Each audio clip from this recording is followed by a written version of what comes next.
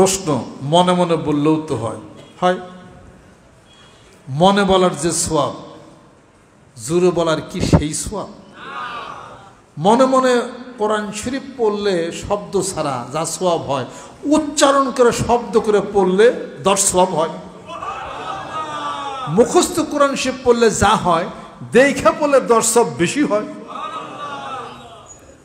কাজ যখন আপনি একটু সুবহানাল্লাহ জোরে বলবেন, তাফসীরে বায়ানুল কোরআন খোলেন, হাসরের ময়দানে যে ব্যক্তি জিকির করবে তার জিকিরের শব্দ যখন অন্য গাছপালায় শুনে, হাসরের ময়দানে গাছপালায় সাক্ষ্য প্রদান করবে।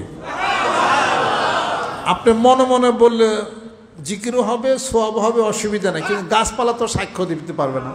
একটু জোরে বললে গাছপালা শুনবে, 10 জন মানুষে শুনবে, আরে অমুকে জিকির করে, আরে পাগল হয়েছে রে, কইবার দাও পাগল, কয়দিন পরে ওইও জিকিরের পাগল হইব। জোরে বললে আসর প্রতিক্রিয়া বেশি হয় কি না? একটু মধ্যম আওয়াজে যদি সুন্দর করে জিকিরটা করেন, হারামের কিছুই নেই।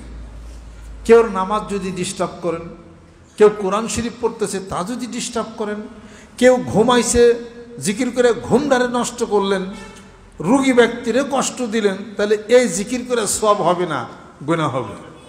কথা কি বুঝাই পারছি? তাছাড়া এমনি যদি আপনি একটু জোরে জিকির যদি একটু করেন, এটা হারাম হবে না। আর ওই মালায়ালা ফেরেশতার পাখার মধ্যে যে ঘটঘট করে শব্দ হবে তখন, আর সেই ফেরেশতা জমিনের ছোট ছোট ফেরেশতাদেরকে ডেকে বলবে, ও ফেরেশতারা, অমুক ব্যক্তি জিকির করে আল্লাহ, দেখো তার কি সমস্যাগুলি আছে, দূর করে দাও, তার অভাব দূর করে দাও, সমস্যাগুলি তোমরা দূর করে দাও। আর যত মানুষ আছে তার আশেপাশে, তাদের অন্তরের মধ্যে এই কথা ঢেলে দাও, তারাও যেন ওই জিকির করনেওয়ালাকে মহব্বত করে আর ভালোবাসে। এই যে শুরু হয়ে গেল, একবার জিকির করেন, এই জিকির চলতে চলতে ইথানের মাধ্যমে মহান আল্লাহ রব্বুল আলামিনের আরশ পর্যন্ত পৌঁছিয়া যায়। যখন আলহামদুলিল্লাহ বলে, তার মানে সমস্ত প্রশংসা মহান মাবুদ আল্লাহ রব্বুল আলামিনের জন্য। আল্লাহ রব্বুল আলামিন বলতেছেন, এই শব্দটা ধাক্কা লাগে, এটা আবার ঘুরে তোমার উপরে চলে যায়, তুমি সমাজের বুকে সবচেয়ে প্রশংসিত জন হয়ে যাবে। আর আল্লাহু আকবার বললে তুমি সমাজের সবচেয়ে বড় মানুষ হয়ে যাবে। যেরকম সুবহানাল্লাহ, সুবহানাল্লাহ যদি বলো, তাহলে পরে তুমি নিজেই পবিত্র হয়ে যাবে।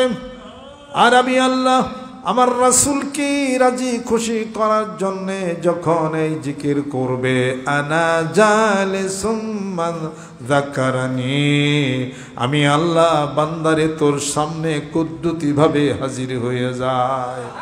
আনা জালিসুম মান যাকারানি, মিশকাত শরীফের মধ্যে দেখেন আল্লাহ রাব্বুল আলামিন বলতেছেন, আমার বান্দা যখন জিকির করে, আমাকে স্মরণ যখন করে, আমি তার সামনে কুদরতিভাবে হাজির থাকি। আমার বান্দা যখন আল্লাহ বলে যখন শব্দ করে, আমি মহান মাবুদ বলি, বান্দারে তোর সামনে আমি হাজির আছি। বান্দা একবার বলে আল্লাহ আল্লাহ বলেন, বান্দারে আমি 10 বার তোর ডাকের উত্তর দেই। বান্দার সেই